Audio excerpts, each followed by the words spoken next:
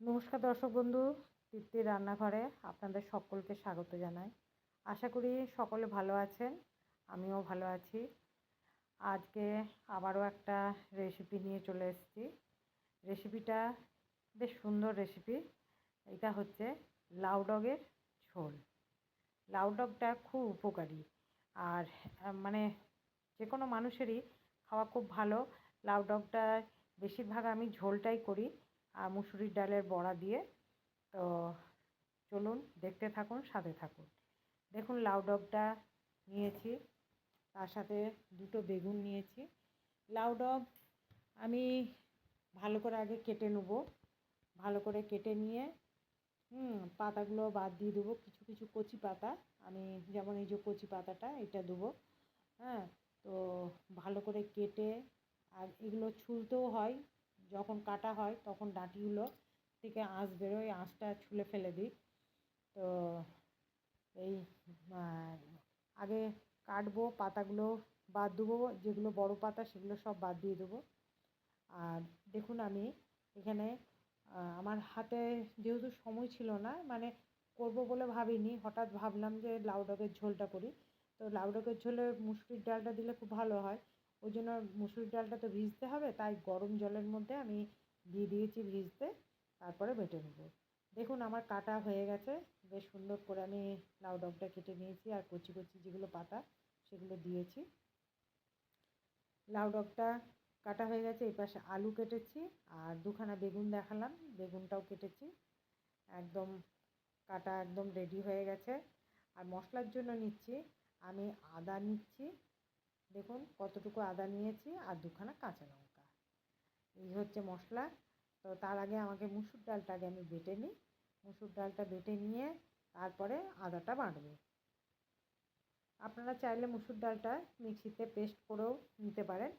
তো আমার মিক্সির থেকে শিলনোড়া বাটাটা আমার বেশি ভালো লাগে।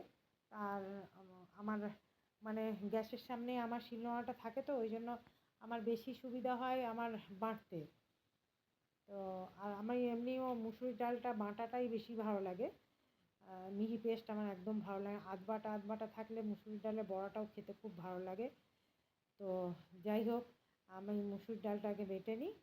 বাটা হয়ে গেছে দেখুন, আমি হলুদ দিয়েছি, নুন দিয়েছি। এবার এটাকে ভালো করে বেশ কিছুক্ষণ ধরে ফাটিয়ে নেব। যত ফাটতে থাকবে বড়াগুলো বেশ মুচমুচে হয়। হ্যাঁ, ফাটানো হয়ে গেল। তো দেখুন আমি ভালো করে ফাটিয়ে নিচ্ছি। যে কোনো ব্যাটারেই যতটা ফাটানো যায়, ফাটানো হলে জিনিসটা খুব ভালো হয়। আর এই বড়া টড়া তো বেশ মুচমুচে হয়, বড়া বলুন বেগনি বলুন। যাই হোক, আমার এই ফাটানো হয়ে গেল। এরপরে আমি কড়াতে তেল দিয়েছি। কড়াতে তেল দিয়ে আমি আগে মুসুর ডালটার বড়াগুলো সব ভেজে নেব।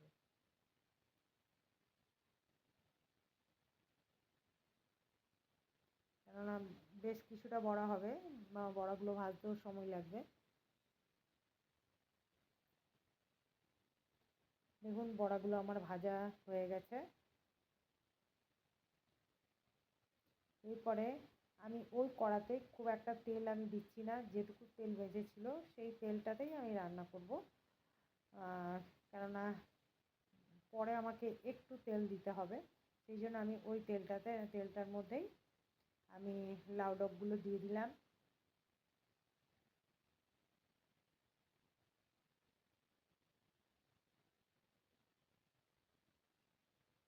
এর সাথে দিয়ে দিচ্ছি বেগুন, আলুটাও দিয়ে দিলাম। নিয়ে ভালো করে খুন্তি দিয়ে একটু নাড়িয়ে নিলাম। আর এরপর মশলাটা তো দেখালাম, আদা আর কাঁচা লঙ্কা আমার বাটা হয়ে গেছে। এর মধ্যে দিচ্ছি নুন, দিলাম নুন দিলাম আন্দাজ মতন, হলুদটাও দিলাম আমার আন্দাজ মতন।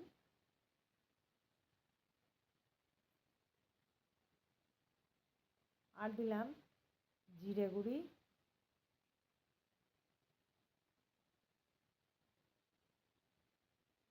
আর দিচ্ছি ধনে গুঁড়ি,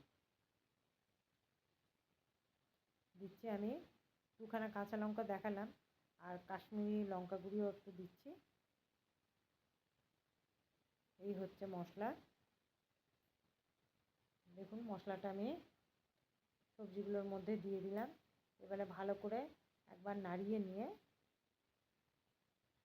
সব সবজিগুলোর সাথে নাড়িয়ে নিচ্ছি। আর ওই বাটিটা ধুয়েও একটু জল দিয়ে দিলাম।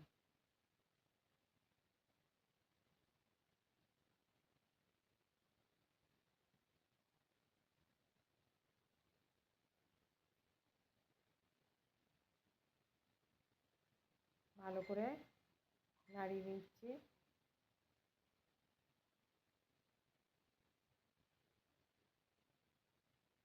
আর যেহেতু লাউ ডাঁটাটা কচি, হ্যাঁ নুনটাও পড়েছে একটুও, আমি তো জল দিয়েছি আর একটু জল বেরোবে। এরপরে একটু দিয়ে দিলাম আমি আমার আন্দাজ মতন চিনি। চিনিটা আপনি নাও দিতে পারেন। নিয়ে ঢাকা দিয়ে দিলাম। দেখুন মশলাটা আমার ভাজা হয়ে গেছে, তাও কিন্তু অনেকটা জল বেরিয়েছে। ওই মশলা ভাজতে ভাজতে আমি আলুটাও সিদ্ধ হয়ে গেছে দেখালাম। আমি ওই জন্য গ্যাসটা কমিয়ে ঢাকা দিয়ে মশলাটা ভাজি।